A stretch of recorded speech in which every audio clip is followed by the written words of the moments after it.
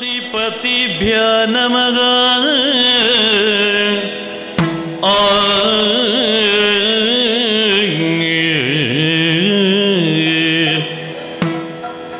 ಸುಂದರಾಂಗ ತುಕಲಾನ್ವಿತ ಶುಭ ಚರಣ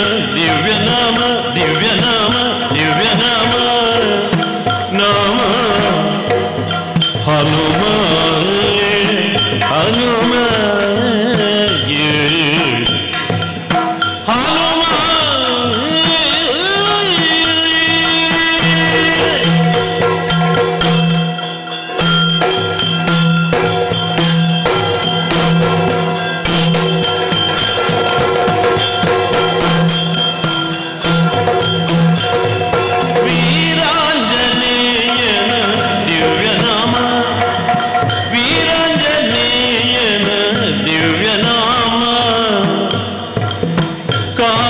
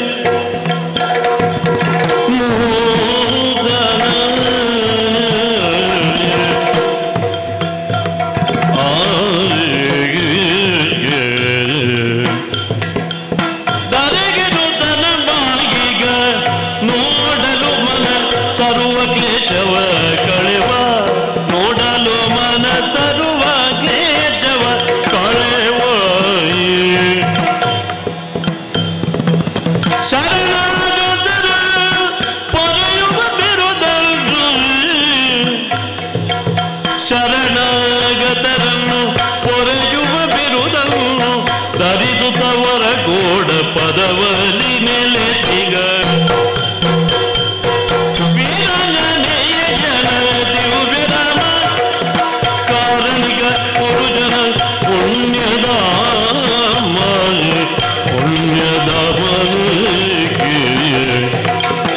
ಶ್ರೀರಾಮ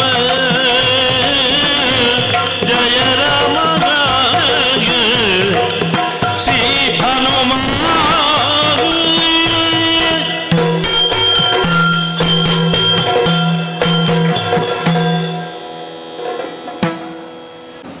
ಶ್ರೀ ವೀರಾಂಜನೇಯನಿಗೆ ನಮಸ್ಕರಿಸ್ತಾ ಶರನ್ನವರಾತ್ರಿಯ ಮಹೋತ್ಸವದ ಶುಭಾವಸರ ಇದು.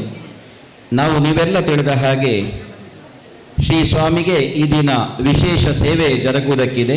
ಪಂಚಾಮೃತ ಸೇವೆ, ಸಿಹಿಯಾಳ ಅಭಿಷೇಕ, ಹಾಗೆ ಹರಿಕೆ ಸಮರ್ಪಣೆ ಮೊದಲಾದಂತಹ ಧಾರ್ಮಿಕವಾದಂತಹ ಕಾರ್ಯಕ್ರಮಗಳ ಜೊತೆಯಾಗಿ ಸಾಂಸ್ಕೃತಿಕ ಕಾರ್ಯಕ್ರಮವಾಗಿ ಯಕ್ಷಗಾನ ತಾಳಮದ್ದಳೆ ಇಲ್ಲಿ ಜರುಗುವುದಕ್ಕೆ ಒಂದು ಅನುವು ಮಾಡಿಕೊಟ್ಟಂತಹ ಶ್ರೀಯುತ ಮಹಾಬಲೇಶ್ವರ ಭಟ್ ಅವರಿಗೆ ನಾನು ಮೊದಲಾಗಿ ತುಂಬ ಹೃದಯಪೂರ್ವಕವಾದಂತಹ ಒಂದು ಧನ್ಯವಾದಗಳನ್ನು ಸಮರ್ಪಿಸ್ತಾ ಇದ್ದೇನೆ.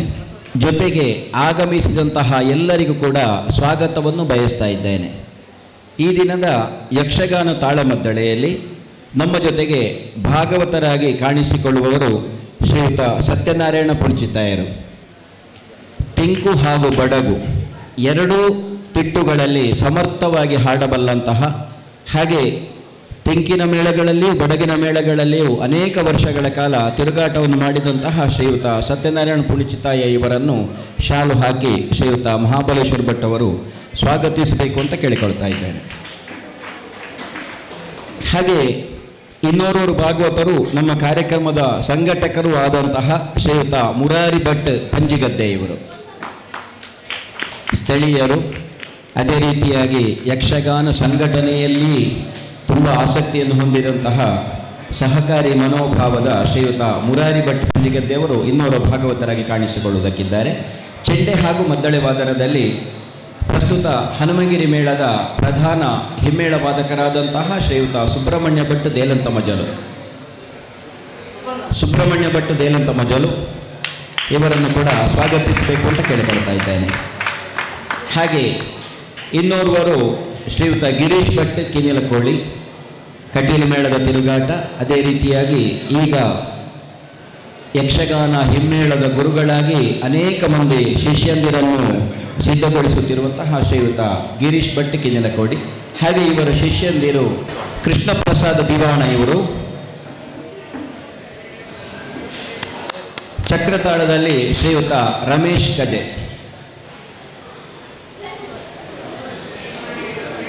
ಈ ದಿನದ ಪ್ರಸಂಗ ಹಟ್ಟಿಯಂಗಡಿ ರಾಮಭಟ್ ವಿರಚಿತ ದಾಸ್ಯ ಸಖ್ಯ, ಅಥವಾ ಸರಳವಾಗಿ ಹೇಳುವುದಿದ್ದರೆ ಶರಸೇತು ಬಂಧನ. ಈ ಪ್ರಸಂಗದಲ್ಲಿ ಅರ್ಜುನನ ಪಾತ್ರದಲ್ಲಿ ಶ್ರೀಯುತ ಅಶೋಕ್ ಭಟ್ ಉಜಿರೆ ಇವರು ಕುರಿಯ ಪ್ರತಿಷ್ಠಾನದ ಸಂಚಾಲಕರಾಗಿ ಅನೇಕ ಕಡೆ ಸಮರ್ಥವಾಗಿ ಯಕ್ಷಗಾನ ತಾಳಮದ್ದಳೆಗಳನ್ನು ಸಂಘಟಿಸುತ್ತಿರುವಂತಹ, ಹಾಗೆ ಯಕ್ಷಗಾನ ವೇಷಧಾರಿಯೂ ಆಗಿರುವಂತಹ ತೆಂಕುತಿಟ್ಟಿನ ಹಿರಿಯ ಕಲಾವಿದ ಶ್ರೀಯುತ ಉಜಿರೆ ಅಶೋಕ್ ಭಟ್ ಅವರು ವೇದಿಕೆಗೆ ಬರಬೇಕು. ಅವರನ್ನು ಸ್ವಾಗತಿಸ್ತಾ ಇದ್ದೇವೆ. ಹಾಗೆ ಹನುಮಂತನ ಪಾತ್ರದಲ್ಲಿ ಶ್ರೀಯುತ ರಾಧಾಕೃಷ್ಣ ಕಲ್ಚಾರ್ ಅವರು ಇವರು ಹಾಗೆ ವರ್ತಮಾನದ ತೆಂಕುತಿಟ್ಟಿನ ಪ್ರಸಿದ್ಧ ತಾಳಮದ್ದಳೆ ಅರ್ಥಧಾರಿಗಳಲ್ಲಿ ಒಬ್ಬರು. ಹಾಗೆ ಅಂಕಣ ಬರಹ ಜೊತೆಯಾಗಿ ಅನೇಕ ಪುಸ್ತಕಗಳನ್ನು ಪ್ರಕಟಿಸಿದವರು, ಉಪನ್ಯಾಸಕರಾಗಿದ್ದವರು. ದಯಮಾಡಿ ಬರಬೇಕು. ಶ್ರೀಯುತ ರಾಧಾಕೃಷ್ಣ ಕಲ್ಚಾರ್ ಅವರನ್ನು ಸ್ವಾಗತಿಸಬೇಕು ಅಂತ ಕೇಳಿಕೊಳ್ತಾ ಇದ್ದೇನೆ. ಅದೇ ರೀತಿ ಕೃಷ್ಣನ ಪಾತ್ರದಲ್ಲಿ ಹನುಮಗಿರಿ ಮೇಳದ ಪ್ರಬಂಧಕರು, ಸಂಘಟಕರು ಹಾಗೂ ಯುವ ಕಲಾವಿದರ ಅರ್ಥಧಾರಿಕೆಯ ಗುರುಗಳಾದ ಶ್ರೀಯುತ ಹರೀಶ್ ಭಟ್ ನಮಗೆ ಅವರು ಕೃಷ್ಣನ ಪಾತ್ರದಲ್ಲಿ ಕಾಣಿಸಿಕೊಳ್ಳಲಿಕ್ಕಿದ್ದಾರೆ. ಅವರಿಗೆ ಮಹಾಬಲೇಶ್ವರ ಭಟ್ ಅವರು ಶಾಲಗೌರವವಾಗಿ ಕೊಡಬೇಕಂತ ಕೇಳಿದರು. ಅದೇ ರೀತಿ ಕಾರ್ಯಕ್ರಮ ಯೂಟ್ಯೂಬ್ ಚಾನೆಲ್ನಲ್ಲಿ ನೇರ ಪ್ರಸಾರವಿದೆ. ಅದನ್ನು ಮಧುಸೂದನ್ ಅಲೆವರ ಚಾನೆಲ್.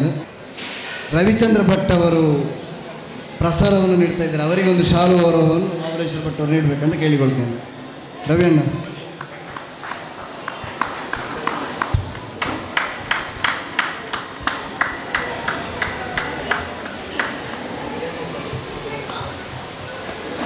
ಆಗಮಿಸಿದ ಎಲ್ಲ ಭಗವದ್ಭಕ್ತರಿಗೂ ಕಲಾಸಕ್ತರಿಗೂ ಮತ್ತೊಮ್ಮೆ ಸ್ವಾಗತವನ್ನು ಬಯಸ್ತಾ ನಿಮ್ಮೆಲ್ಲರ ಪ್ರೋತ್ಸಾಹದ ನಿರೀಕ್ಷೆಯಲ್ಲಿ ಈಗ ಯಕ್ಷಗಾನ ತಾಳಮದ್ದಳೆ ಪ್ರಾರಂಭ. ಅಂಬುರುಗದಳನೆಯೇ ಶ್ರೀ ದುರ್ಗಾಂಬಿಕೆಯ ಬಲಗೊಂಡು ಭಕ್ತಿಯೋಗೋ ಅಂಬಿಕಾ ಸುತ ವಿಘ್ನರಾಜನ ಪಿರಿದು ಸಂಸ್ತುತಿಸಿ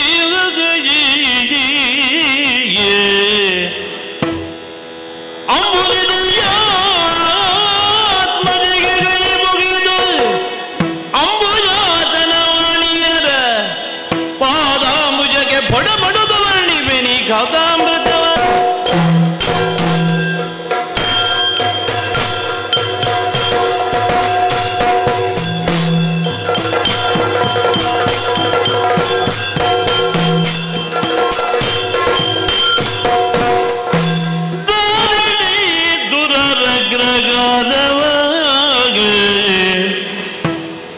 ಸೂರೆಗೊಳುತ್ತಿಗ ತಸ್ಕರರಾಗ ಸೂರೆಗೊಳುತ್ತಿಗ ತಸ್ಕರರಂಗ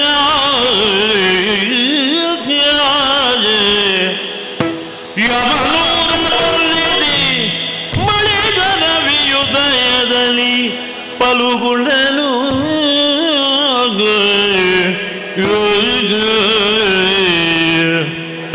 ಸಾರಿಗೆ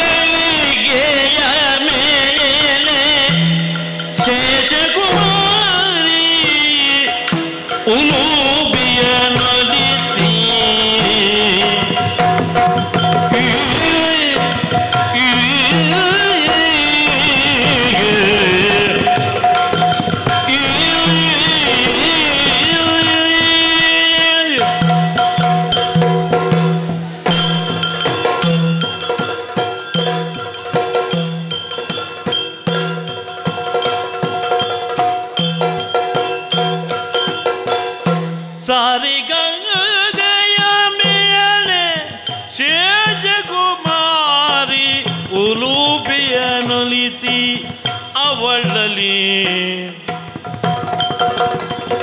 ಚಾರು ಸುತನನು ಪಡೆದು ಚಾರು ಸುತನನು ಪಡೆದು ಮುಂದಕ್ಕೆ ತೆರೆದನೊಲವಿನದಿ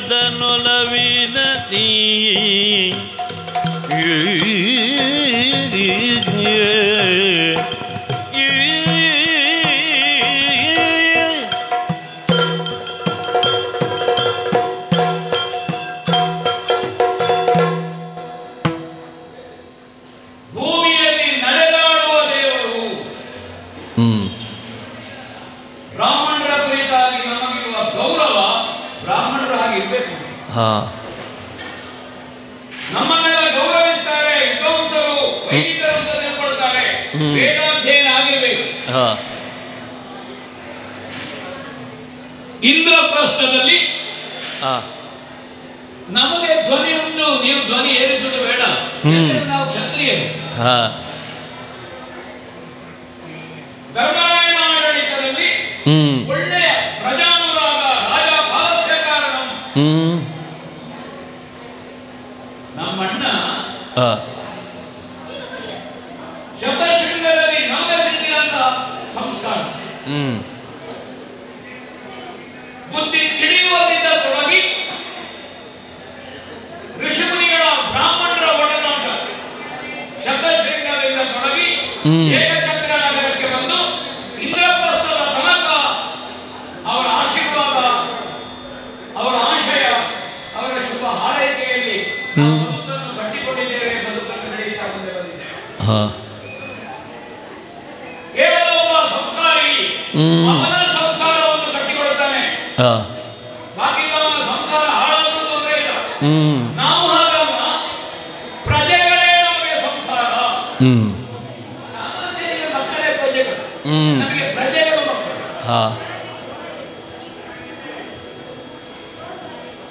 ಅಲ್ಲಿ ಸಿಕ್ಕಿದ ಸಂಸ್ಕಾರ, ಬುದ್ಧಿ ತಿಳಿಯುವಾಗ ಬಾಲ್ಯದಲ್ಲಿ ಯಾರ ಒಡನಾಟ, ಯಾರ ಸಂಸ್ಕಾರ, ಯಾರ ಸಹವಾಸ ಸಿಕ್ಕಿದೆ, ಮನುಷ್ಯನ ವ್ಯಕ್ತಿತ್ವ ರೂಪುಗೊಳ್ಳುವುದು. ಸಣ್ಣ ಪ್ರಾಯದಲ್ಲಿ ಒಳ್ಳೆಯ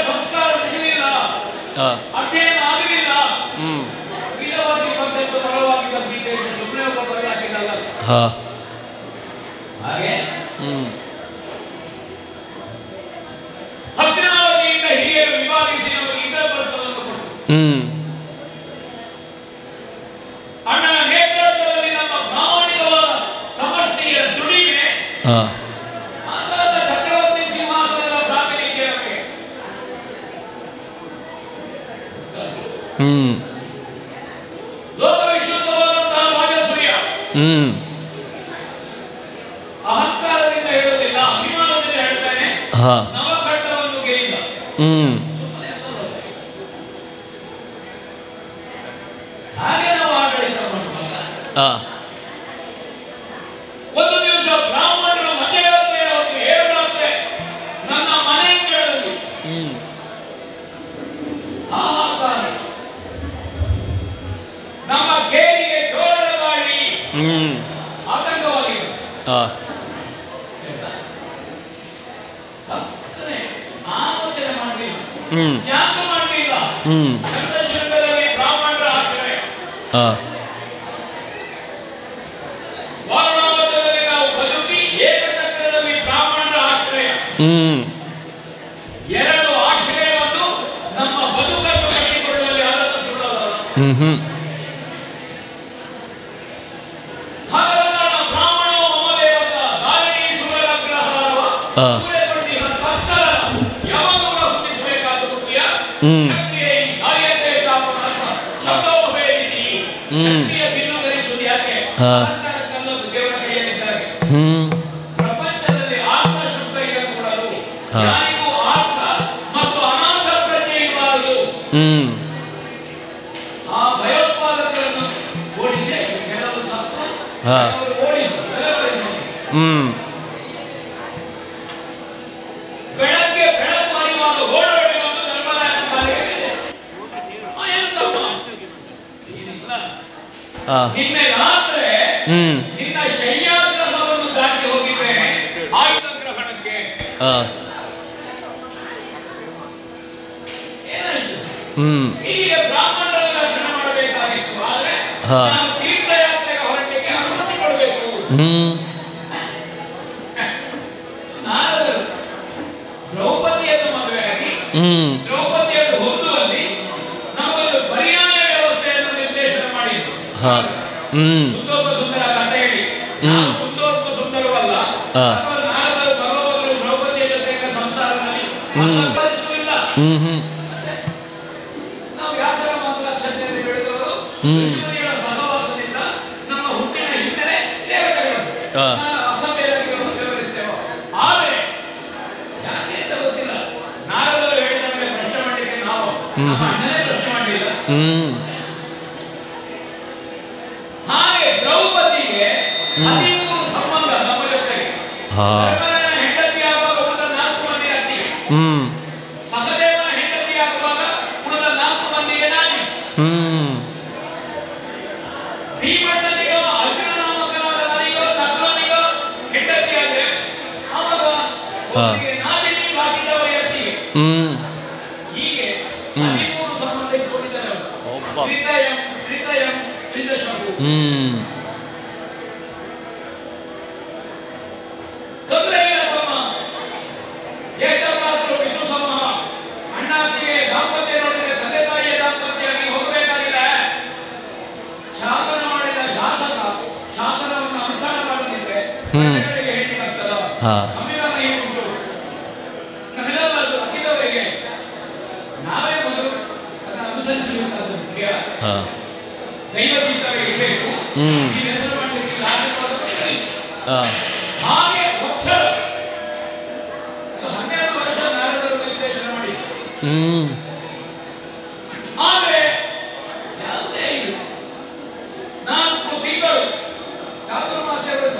ಅದು ಸನ್ಯಾಸಿ ಯತಿಗಳಿಗಲ್ಲ, ಸಂಸಾರಿಗಳಿಗೂ ಚಾತುರ್ಮಾಸ್ಯ ಉಂಟು. ನಾವು ಮಾಡುವುದಿಲ್ಲಂತೆ, ಹ್ಞೂ ಸಂಸಾರಿಗಳು ಮಾಡುವುದಿಲ್ಲ. ಅದು ಸನ್ಯಾಸಿಗಳಿಗೆ ಸೀಮಿತ ಅಂತ ಶಾಸ್ತ್ರ ಹೇಳಿದೆ. ಹಾಂ ಅದನ್ನು ಶಾಸ್ತ್ರೀಯ ವಿವೇಚನೆಯಲ್ಲಿ 4 ಪಕ್ಷ. ಹ್ಞೂ ಇದು ಶಾಸ್ತ್ರೀಯ ವಿವೇಚನೆ. ಹಾಗೆ 12 ವರ್ಷ ಇದ್ದದ್ದನ್ನು 1 ವರ್ಷ. ಹಾಂ ಹಾಗೆ ಸೂರ್ಯೋದಯಕ್ಕೆ ಹಿರಿಯರ ಆಶೀರ್ವಾದ ಪಡೆದು ದ್ರೌಪದಿಯ ಕೂಡ ಹೇಳಿ ಅವಳು ಎಚ್ಚರಿಕೆಯನ್ನು ಕೊಟ್ಟು ಮನೆ ಹೊರತು ತಿರುಗಾಟ ಮಾಡುವಾಗ ಮನೆ ನೆನಪಾಗಿದೆ. ಹಾಗೆ ಮನೆಗೆ ತಿರುಗಿ ಬರೋದಲ್ಲ, ನೆನಪಿಸಿ ಬ್ರಹ್ಮಸಭೆಯಲ್ಲಿ ಶಾಪಗ್ರಸ್ತೆಯಾಗಿ ಪಾಪ ಪ್ರಕ್ಷಣಕ್ಕೆ ಬಂದ ಶ್ರೀಮಂತಗೆ ಕಕ್ಕ. ಈ ಅಣ್ಣನ ಸತ್ಯಾಗ್ರಹ ನೋಡಿದ ಯಾವುದೋ ಒಂದು ಪಾಪ ಶಂಕೆ ಮೊದಲು ಗಂಗೆಯ ಮಡಿಲಲ್ಲಿ ಮುಳುಗಿದೆ ಎಂದು ಹೇಳ್ತೀನಿ. ಕಣ್ಣು ತೆರೆದಾಗ ನಾನು ಈಗಿರುವ ಊರಿನಲ್ಲಿ ಇಲ್ಲ, ನಾಗಲೋಕ ಒಂದು ಸೆಳೆತ ಕತ್ತೆತ್ತಿ ಕಣ್ಣರಳಿಸ್ತೇನೆ. ಅವಳು ನಾಗಕನ್ನಿಗೆ ಅವಳು ನುಪ್ಪಿ ಅವಳು ತಲೆ ಬಾಗಿದ್ರು, ಬೇಕಾದ ರೂಪ ತಲೆಗೆ ಆಗ್ತದೆ. ನೆಲ ಗೀಚಿದ್ದು ಹೆಬ್ಬೆರಳಲ್ಲಿ, ಹೆಬ್ಬೆರಳಿನಲ್ಲಿ ನೆಲ ಗೀಚಿದ್ರೆ ಅದು ಪ್ರಣಯ ಅಂತಾರೆ. ಪ್ರಣಯಕ್ಕೂ ಪ್ರಣವಕ್ಕೂ ದೊಡ್ಡ ವ್ಯತ್ಯಾಸ ಇಲ್ಲ. ಆತ್ಮ ಪರಮಾತ್ಮನ ಅನುಸಂಧಾನ ಪ್ರಣವ, ಆತ್ಮ ಆತ್ಮನ ಅನುಸಂಧಾನ ಪ್ರಣಯ.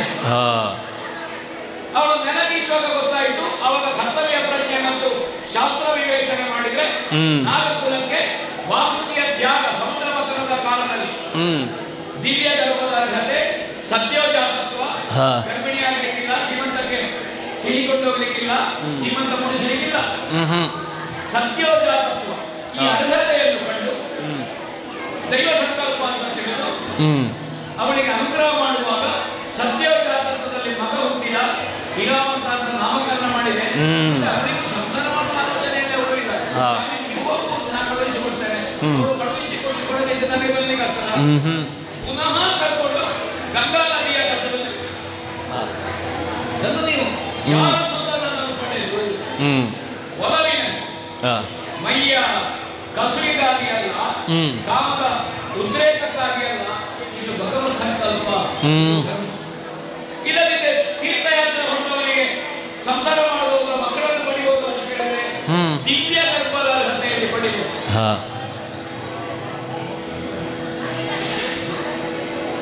ಹಾಗೆ ಯಾವುದೋ ಒಂದು ಸಂಕಲ್ಪ ಕೋಶ ಓದಬೇಕು, ದೇಶ ಸುತ್ತಬೇಕು, ಕುರಿತಲ್ಲೇ ಕುರಿತುಕೊಂಡು ಯಾರ್ಯಾರು ಸುದ್ದಿ ಮಾತಾಡೋದಲ್ಲವ. ಒಂದು ತಿರುಗಾಟ ಆರ್ಯಾವೃತ್ತಕ್ಕೆ ಪ್ರದಕ್ಷಿಣಾ ರೂಪವಾಗಿ ಬಂದ್ರೆ ಆವಾಗ ನಮ್ಮ ಲೋಕಾನುಭವ ನಾವು ತಿಳ್ಕೊಂಡದ್ದು ಕಡಿಮೆ ಅಂತ ಗೊತ್ತಾಗುವುದು ಯಾವಾಗ? ಊರು ತಿರುಗಿದಾಗ ಗೊತ್ತಾಗ್ತದೆ ನಾವು ತಿಳ್ಕೊಂಡಷ್ಟಲ್ಲ. ಆವಾಗ ಊರಿನವರಿಗೂ ಗೊತ್ತಾಗ್ತದೆ ನಾವು ತಿಳ್ಕೊಂಡಷ್ಟು ಇರೋದು ಅಲ್ಲ. ನಾವು ಎಲ್ಲಿ ಹೋಗ್ಲಿಕ್ಕಿಲ್ಲ, ಮಕ್ಕಳು ಮಾತಾಡುದು ಹೇಳಿಕೆ ಬಂದದ್ದು ಯಾರು ಗೊತ್ತು ಇಲ್ಲ. ಹಾಗಾಗಿ ನಮ್ಮ ಯಾನದ ಕಥನವನ್ನು ನೀವು ಹೇಳಿ ನೋಡ ಎಲ್ಲ ಪಾರ್ಥಿವರಿಗೆ ಗೊತ್ತಾಗಲಿ. ಪಾರ್ಥಿವ ಗಣಿಕೆಯೇಳು ಬಳಿಗ ಅಲ್ಲಲ್ಲಿರುವೋಳು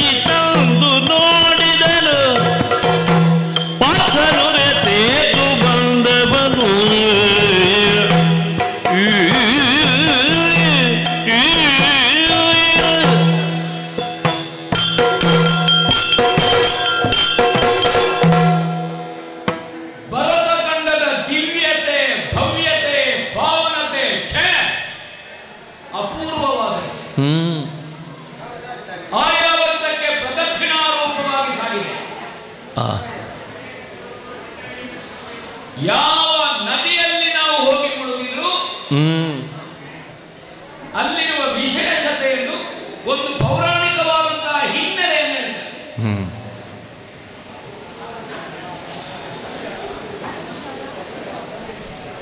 ಒಂದು ಮನೆ ನಡೆಯುವುದು ಮನೆಯ ತಾಯಿ. ತಾಯಿ ಅಂದ್ರೆ ಹೆಣ್ಣು ಅಂತ ಅರ್ಥದಲ್ಲಿ ಹೇಳಿದ್ದೀನಿ. ಗೃಹಿಣಿ ಗೃಹ ಮುಚ್ಚತೆ. ಬಹಳ ವಿಶೇಷ ನಾನು ಗಮನಿಸಿದ್ದು ಆರ್ಯಾವರ್ತದಲ್ಲಿ ಹರಿಯುವ ಬಹುತೇಕ ನದಿಗಳು ತಾಯಂದಿರ ಹೆಸರಿನಲ್ಲಿ. ಗಂಗಾ, ಯಮುನಾ, ಸರಸ್ವತಿ, ತುಂಗಭದ್ರ, ಕಾವೇರಿ, ನೇತ್ರಾವತಿ, ಎಲ್ಲ ಒಂದು ಕೃಷ್ಣ.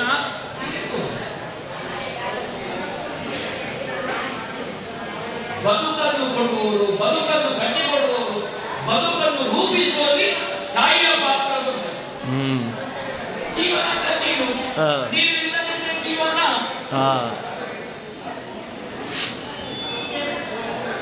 ಗೋದಾವರಿಯಲ್ಲಿ ಮುಳುಗುವಾಗ ಒಬ್ಬರು ಸಿಕ್ಕಿದ್ರೆ ಹೇಳುವಾಗ ಅವರಿಗೆ ನಾನು ಯಾರು ಅಂತ ಗೊತ್ತಿಲ್ಲ, ನಾನು ಯಾರು ಅಂತ ಹೇಳುವೇನು. ಕೆಲವೊಮ್ಮೆ ನಾವು ಯಾರು ಅಂತ ಗೊತ್ತಿಲ್ಲದಿದ್ರೆ ಒಳ್ಳೆಯದು, ಊರಿನ ಸುದ್ದಿ ಗೊತ್ತಾಗ್ತದೆ. ನಾವು ಯಾರು ಅಂತ ಗೊತ್ತಿದ್ರೆ ಯಾವಾಗ ಸುದ್ದಿ ಹೇಳುವುದಿಲ್ಲ. ಹೌದೌದು. ಗೌತಮರ ಗೋಪ್ರೇಮಿಯಾದಂತಹ ಗೌತಮರ ಭಾರಿ ದೊಡ್ಡ ಸಾಧನೆಯಿಂದಾದ ನದಿ ಹೌದಾ ಏನು? ಅವರು ತಪಸ್ಸು ಮಾಡಿ ಗೋಪ್ರೇಮಿಗಳು ಗೋ ಕಳ್ಳರಿಗೆ ತೊಂದರೆ ಆಯ್ತು. ಇವರ ಮುಂದೆಯೇ ಕೃತಕ ಗೋವನ್ನು ನಿರ್ಮಿಸಿ ಭಸ್ಮ ಮಾಡಿದ್ರು. ಅವರು ಕಣ್ಣು ತೆರೆಯುವಾಗ ಗೋ ಉರಿತಾ ಉಂಟು. ಪಾಪ ಪ್ರಜ್ಞಾತ್ಯ, ನನ್ನ ಕಣ್ಣ ಮುಂದೆಯೇ ಗೋವೊಂದು ದಗ್ಧವಾಗಿ ಹೋಯಿತಲ್ಲ. ಎಲ್ಲರೂ ಹೇಳಿದ್ರು ನಿಮ್ಮಿಂದಾಗಿ ಸತ್ತೋಯಿತು ನಿಮ್ಮ ತಪೋಪ್ರಭಾವದಿಂದ. ಅವರು ಕೈಲಾಸಕ್ಕೆ ಹೋದ್ರು ಶಿವದೇವರ ಹತ್ರ. ನನ್ನ ಕಣ್ಣೆದುರು ಗೋವು ಸತ್ತೋಯಿತು ತಪಸ್ಸಿನಿಂದ ಗೋವು ಸಾಯುವುದಿಲ್ಲ. ಯಾಕೆ ಸಾಯುವುದಿಲ್ಲ? ಗವಾಂಗೇಶು ತಿಷ್ಟಂತಿ ಭುವನಾನಿ ಚತುರ್ದಶ ಗಾವೊಮ್ಮೆ ಮಾತರ ಸಂತು ಗಾವೊಮ್ಮೆ ಪಿತರ ಸಂತು. ದೇವತೆಗಳ ಸಾನ್ನಿಧ್ಯ ಇದೆ, ಆದ್ರೆ ಭಸ್ಮದ ರಾಶಿ ಬಿದ್ದದವನಲ್ವೋ. ಶಿವದೇವರು ತನ್ನ ಜಡೆಯಿಂದ ಒಂದು ಹಿಡಿ ಕೂದಲು ಕೊಟ್ಟರು, ಹೋಗಿ ಕೊಂಡೋಗಿ ಅದರ ಮೇಲೆ ಭಸ್ಮದ ರಾಶಿಯ ಮೇಲೆ ಹಿಂಡಬೇಕು ನೀವು. ಇವರು ಬಂದು ಹಿಂಡುವಾಗ ನೀರು ಬಿತ್ತು ಶಿವನ ಜಟೆಯಿಂದ, ಕೇಶರಾಶಿಯಿಂದ. ಹಾಗೆ ಆ ನೀರು ಹರಿದು ನದಿ ಆಯ್ತು, ಅದು ಗೋದಂಡ. ಅವಳು ಗಂಗೆಗೆ ಸಹೋದರಿ. ಇಂತಹ ಇತಿಹಾಸ ಯಾವ ನದಿಯನ್ನು ತಗೊಂಡ್ರು. ಶಿವನ ಹಣೆಗಣ್ಣಿನಿಂದ ಇಳಿದಂತಹ ನೇತ್ರಾವತಿ. ಅವಾಗ ಗೊತ್ತಾಯ್ತು ಇದು ತೀರ್ಥ ಭೂಮಿ. ಎಲ್ಲಿ ನೋಡಿದ್ರೆ ಹೇಳ್ತಾರೆ ನಮ್ಮಲ್ಲಿ ಯಜ್ಞ ಮಾಡಿದ್ದಾರೆ ಋಷಿಮುನಿಗಳು, ಹಾಗಾದ್ರೆ ಇದು ಯಜ್ಞ ಭೂಮಿ. ಅನೇಕ ಯೋಗಿಗಳು ವಿರಾಗಿಗಳು ತಪಸ್ಸು ಮಾಡಿದ ತಪೋಭೂಮಿ, ಶ್ರೀಮಂತ ದಾನ ಮಾಡಿದ ತ್ಯಾಗ ಭೂಮಿ. ಹಾಗೆಂತ ದೇವತೆಗಳು ಬಂದು ವಿಲಾಸಕ್ಕಾಗಿ ಸುತ್ತಾಡಿದ ಭೋಗಭೂಮಿ. ಭೋಗಭೂಮಿ ಅಂದ್ರೆ ಊರಿನವರಿಗೆ ಅಂತಲ್ಲ, ದೇವತೆಗಳು ಬರ್ತಿದ್ದರು. ಈ ನೆಲದ ಗಂಧ, ಈ ನೆಲದ ಸಂಸ್ಕೃತಿ, ಈ ನೆಲದಲ್ಲಿರುವಂತಹ ಆಸ್ತಿಕ್ಯ, ಸನಾತನಿಕೆ ಎಷ್ಟು ಅಪೂರ್ವವಾದದ್ದು. ಮೊನ್ನೆ ಹೊರಟದ್ದು ಒಳ್ಳೆದಾಯ್ತು. ಇಲ್ಲದಿದ್ದು ಇದನ್ನು ಯಾರಾದರೂ ಸುದ್ದಿ ಕೇಳುವಾಗ ಸುಳ್ಳು ಹೇಳುವುದನ್ನು ಕೇಳಬೇಕಿತ್ತು. ಸುದ್ದಿ ಹೇಳುವ ಸುಳ್ಳು ಹೇಳು. ನಮಗೆ ಸತ್ಯ ದರ್ಶನ. ಅಲ್ಲಲ್ಲಿರುವ ತೀರ್ಥಗಳಲ್ಲಿ ಮಿಂದು ಪುನೀತನಾದೆ. ಪಾಪ ಕಳ್ಕೊಂಡದ್ದಲ್ಲ. ಯಾಕೆ ಪಾಪ ಇರುವವನೇ ತೀರ್ಥಯಾತ್ರೆ ಮಾಡೋದು ಅಂತ ಯಾವ ಶಾಸ್ತ್ರ ಹೇಳಿಲ್ಲ. ಪಾಪ ಉಂಟು ಅಥವಾ ಪಾಪ ಇದ್ದವ ತೀರ್ಥಯಾತ್ರೆ ಮಾಡಿದ್ರೆ ಪಾಪ ಪರಿಹಾರ ಆಯಿತು ಅಂತೂ ಇಲ್ಲ. ಹಾಗಾಗಿ ತೀರ್ಥಯಾತ್ರೆ ಮಾಡೋದು, ದೇವರ ದರ್ಶನ ಮಾಡೋದು, ದೇವರ ಸೇವೆ ಮಾಡೋದು ಪಾಪ ಪ್ರಜ್ಞೆಯಿಂದ ಅಲ್ಲ, ಅದು ಕರ್ತವ್ಯ, ಅದು ಆಸ್ತಿಕ್ಯ, ಪುಣ್ಯ ಸಂಪಾದನೆ. ಪುಣ್ಯ ಸಂಪಾದಿಸಿದಷ್ಟು ಒಳ್ಳೇದು. ಪುಣ್ಯದ ಪಣ್ಯವನ್ನು ಹಿಡ್ಕೊಂಡು ಹೋಗ್ಬೇಕು. ನಾವು ಹೋಗುವಾಗ ಏನು ಹಿಡ್ಕೊಂಡು ಹೋಗೋದಿದ್ರೆ ಅವನು ಹಿಂದೆ ಕಳಿಸ್ತಾನೆ. ಅಲ್ಲಿಂದ ಏನು ತಕ್ಕೊಂಡು ಬರಲಿಲ್ಲ, ಇಲ್ಲೇ ತಗೊಂಡು ಹೋಗುದು. ಪುಣ್ಯದ ಪಣ್ಯವನ್ನು ಹಿಡ್ಕೊಂಡು ಹೋದವನಿಗೆ ದೇವಲೋಕದಲ್ಲಿ ಕಾಲೋಕ್ಯವ ಇನ್ನೊಂದು ಮತ್ತೊಂದು. ಹಾಗೆ ಆರ್ಯಾವೃತ್ತದ ತೆಂಕಣ ದಿಕ್ಕಿನ ತುದಿ, ಪೂರ್ವ ಸಮುದ್ರ, ಪಶ್ಚಿಮ ಸಮುದ್ರ, ದಕ್ಷಿಣ ಸಮುದ್ರ, ಸಂಗಮದ ಪ್ರದೇಶ. ದೊಡ್ಡ ಇತಿಹಾಸ ಇದೆ, ದೊಡ್ಡ ಪುರಾಣದ ಹಿನ್ನೆಲೆ ಇದೆ.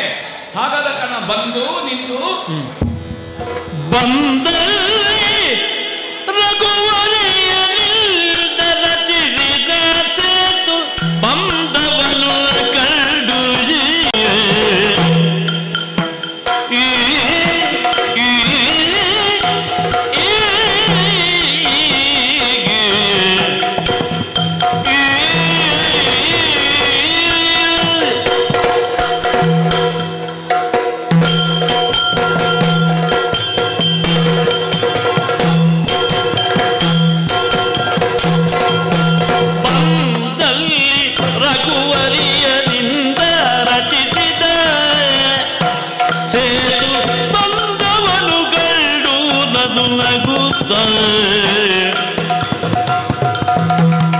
ಮುಂದೆ ಸೂಕ್ಷ್ಮಾಕಾರದಿಂದ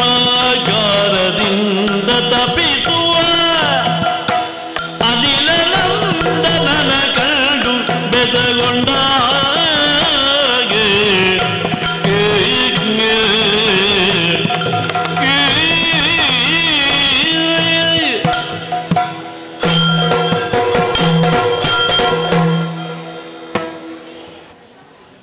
ನಮ್ಮ ಸಾಂಸ್ಕೃತಿಕ ಪರಂಪರೆ, ನಮ್ಮ ಕರ್ತೃತ್ವದ ಶಕ್ತಿ, ಅದು ಭಕ್ತಿಯ ಶಕ್ತಿ. ಶಕ್ತಿಯ ಭಕ್ತಿಯಲ್ಲ. ಕಳೆದು ಹೋದಂತಹ ಯುಗ ಧರ್ಮದಲ್ಲಿ ಮರ್ಯಾದಾ ಪುರುಷೋತ್ತಮನಾಗಿ ಸರ್ವಾದರಣೀಯನಾಗಿ ಪುರಾಣ ವಿವೇಚನೆಯಿಂದ ನೋಡಿದೆ ಅವತಾರಿಯಾದಂತಹ ರಾಮಭದ್ರ, ಮನುಷ್ಯಾವತಾರ, ರಾವಣಾದಿಗಳ ವಧೆಯ ಸಂಕಲ್ಪ ಅಲ್ಲ. ಆದಿಕವಿಗಳಾದಂತಹ ವಾಲ್ಮೀಕಿಗಳು ರಚಿಸಿದಂತಹ ರಾಮಾಯಣದ ವಿವೇಚನೆಯಿಂದ ನೋಡಿದ್ರೆ ರಾಮನಾಗೆ ಬದುಕಿದ್ರೆ ದೇವರಾಗ್ತಾರೆ. ನೋಡಿ, ದೇವರಂತ ಮನುಷ್ಯ ಆ ಸದ್ಗುಣಗಳನ್ನು ಅನುಷ್ಠಾನ ಮಾಡಿಕೊಂಡು ಅವರ ನಮ್ಮಂತಹ ಬಿಲ್ಲಾಳುಗಳಿಗೆ ಪ್ರಾತಸ್ಮರಣೀಯ ಪ್ರಥಮ ಮಂದಿಯ ಓದದ ದೀಕ್ಷ ರಘುವರಿಯ ಒಂದು ಮನೆತನದಲ್ಲಿ ಆಗಿ ಹೋದ ಮಹಾಭಾಗರಾದಂತಹ ರಘುವಿನ ಹೆಸರನ್ನು ಮಾತ್ರ ಅಲ್ಲ, ದಶರಥದ ಭೂಪತಿಗಳಿಗೆ 4 ಮಂದಿ ಗಂಡು ಮಕ್ಕಳು, ದಶರಥಿ ರಾಮ, ಉಳಿದವರು ದಶರಥನ ಮಕ್ಕಳನ್ನು ಅಂತ ಕೇಳಲಿಕ್ಕಿಲ್ಲ. ರಾಮನ ವರ್ಚಸ್ಸು, ವ್ಯಕ್ತಿತ್ವ, ಒಂದು ಮನೆತನದಲ್ಲಿ ಒಬ್ಬರು ಪ್ರಸಿದ್ಧರಾದ್ರೆ ಉಳಿದವರಿಗೆ ಆ ಮನೆತನದ ಹೆಸರಿಲ್ಲ. ನೀವು ಪ್ರಸಿದ್ಧರು, ಆಗ ನಿಮ್ಮ ಮನೆತನದಲ್ಲಿ ಆ ಮನೆತನದ ಉಪನಾಮ ಮಾಡಿದ್ರೆ ನೀವು.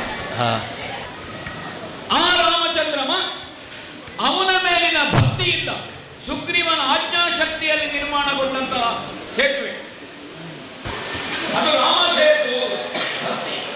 ಭಕ್ತಿಯ ಶಕ್ತಿ. ನಾನು ತೀರ್ಥಯಾತ್ರೆಗೆ ತಿರುಗಾಟ ಮಾಡುವಾಗ ಕೆಲವರನ್ನು ಮಾತಾಡಿಸಿದ್ದೇನೆ. ಯಾಕೆ ನಾನು ಹೇಳುವುದು ನಮಗೆ ಹೇಳುವುದು, ಪ್ರಪಂಚದಲ್ಲಿ ಒಂದು ವರ್ಗ ಆಕ್ಷೇಪ ಮಾಡುವುದು, ವಿಮರ್ಶೆ ಮಾಡುವುದು, ವಿಮರ್ಶೆಯಲ್ಲಿ ಟೀಕೆ.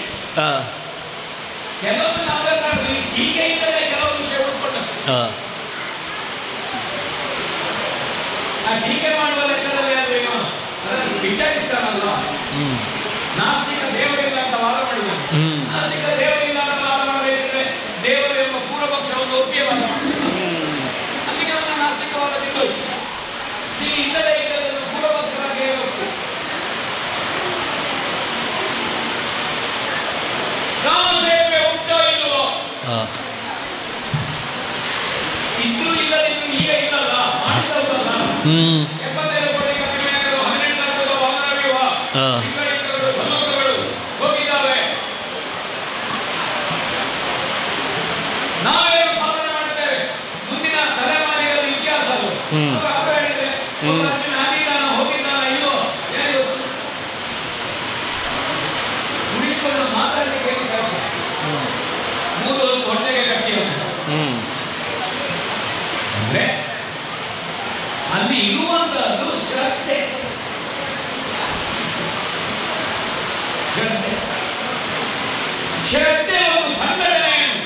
ಚಾಪಲ್ಯವೇ ಸ್ವಭಾವವಾಗಿರುವುದು. ಕಪಿಗಳನ್ನು ಒಂದು ಶ್ರದ್ಧೆ ಏಕಸೂತ್ರಕ್ಕೆ ತಂದಿದೆ ಅಂತಾದ್ರೆ ರಾಮನ ವ್ಯಕ್ತಿತ್ವ ಏನು ಅದನ್ನು ತಿಳಿಬೇಕು. ಬೇರೆ ಯಾರಿಂದಲೂ ಕಪಿಗಳನ್ನು ಒಂದು ಶ್ರದ್ಧೆಯಲ್ಲಿ ಅವರನ್ನು ಭಾವನಾತ್ಮಕವಾಗಿ ಬಂಧಿಸಲಿಕ್ಕೆ ಪ್ರಪಂಚದಲ್ಲಿ ಆ ಮೊದಲಿನ ಯಾರಿಗಾಗಲೂ ಏನು ಈ ಸುಗ್ರೀವ ಹನುಮಂತಾದಿಗಳು ರಾಮ ಹುಟ್ಟುವುದಕ್ಕಿಂತ ಒಂದು ತಿಂಗಳು ಮುಂದೆ ಹುಟ್ಟಿದವರು ಅವರು ಯಾವಾಗಲೂ ಸಾವಿರ ಯಾವ ತಾಯಿ ಹೆತ್ತ ಮಗನಿಗೂ ಈ ಕಪಿಗಳನ್ನು ಏಕಸೂತ್ರಕ್ಕೆ ತಂದಿಕ್ಕಾಗಲಿಲ್ಲ. ರಾಮ ತಂದಿರಲ್ಲ ಏಕಸೂತ್ರಕ್ಕೆ. ಹಾಗಾದ್ರೆ ಆ ಹೆಸರಿನಲ್ಲಿ ಆ ವ್ಯಕ್ತಿತ್ವದಲ್ಲಿರುವ ಅಪೂರ್ವ ಏನು?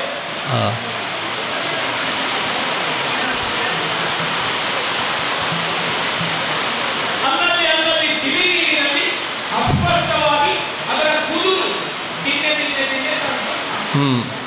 ಹಾಗಾದ್ರೆ ಒಂದು ದೇವರ ನಿರ್ಮಾಣದಲ್ಲಿ ಸುಳ್ಳಲ್ಲ.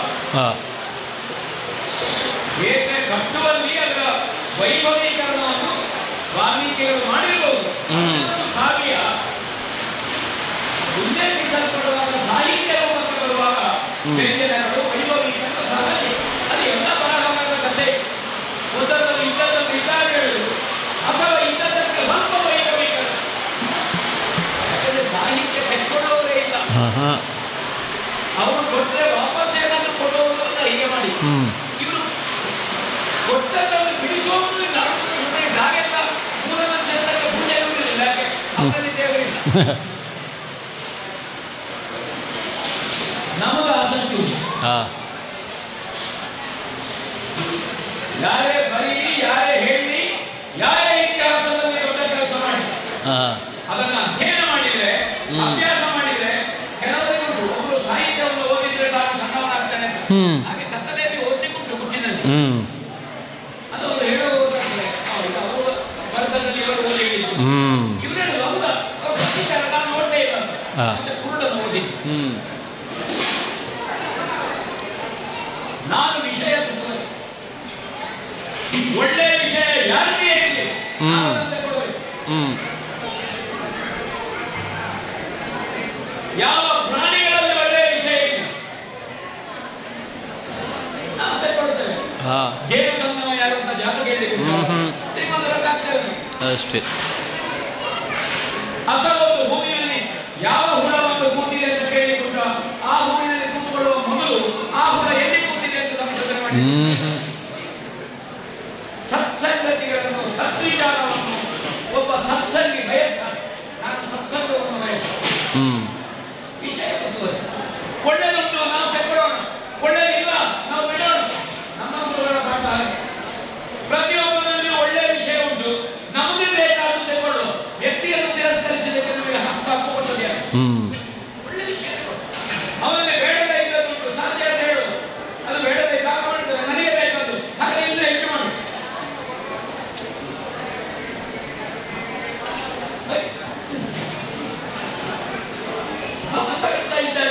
ಸೇತುವೆಯ ಸುದ್ದಿ ಮಾತ್ರವಲ್ಲ, ಹೌದು ಮರುಭೂಮಿಯಲ್ಲಿ ಕಾಣುವ ಮರೀಚಿಕೆ ಅಲ್ಲ.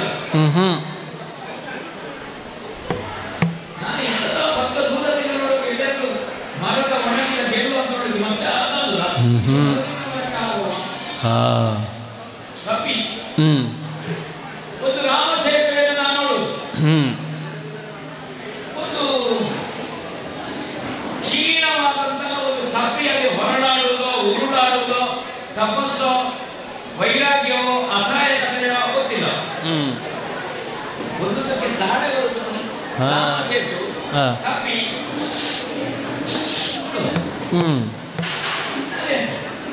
ಕಾಣುವಾಗ ದೂರದಿಂದ ಕಾಣುವಾಗ ಪ್ರಾಯ ಆಗದೆ ಹೊರಡಾಡುವುದಲ್ಲ. ಯಾಕಂದ್ರೆ ಕಪಿಗಳು ಪ್ರಾಯ ಆಗದಿದ್ದರೆ ತಾಯಿಯನ್ನು ಹಿಡ್ಕೊಂಡು ಬೇಕಾಗಬೇಕು.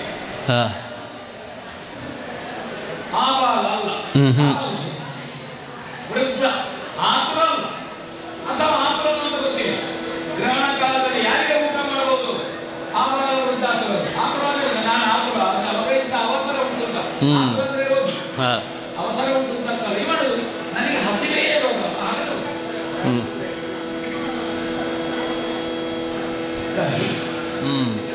ಮಾತಾಡುವುದಿದೆ. ದೂರದಿಂದ ಸ್ವಲ್ಪ ತುಟಿ ಹೀಗಾಗುವುದು.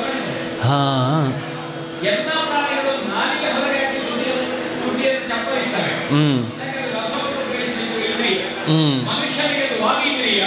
ಸರಸ್ವತಿ ದೇವಿ ನರ್ತಿಸುವ ನಂತರ ಮಾಡ್ತಾರೆ. ಹೋದ ಯುಗ ಧರ್ಮದಲ್ಲಿ ಕವಿಗಳು ಮಾತಾಡಿದ್ದಾರೆ, ಹಕ್ಕಿಗಳು, ಹಾವುಗಳು, ಪ್ರಾಣಿಗಳು ಮಾತಾಡಿದ ಉದಾಹರಣೆ ನಮಗೆ ಅನೇಕ ಉಂಟು. ಮಾತಾಡಿದ್ರೆ ಮಾತಾಡ್ತಾರೆ, ಮಾತಾಡೋದಕ್ಕೆ ನಷ್ಟ ಇಲ್ಲಲ್ಲ ಅಷ್ಟೇ. ಮಾತಾಡಿ ನಾಲಿಗೆ ತಲೆಯುತ್ತದೆ, ಹೌದು. ಮಾತಾಡಿದ್ರೆ ನಾಲಿಗೆ ಬೀಳುವುದು. ನಮಗೆಲ್ಲ ಮಾತು ಹೇಳುವುದಲ್ಲೇ ತಾಯಿ ನಮ್ಮನ್ನು ಮಾತಾಡಿಸಿದ್ರು, ಅದು ಯಾವಿಲ್ಲ.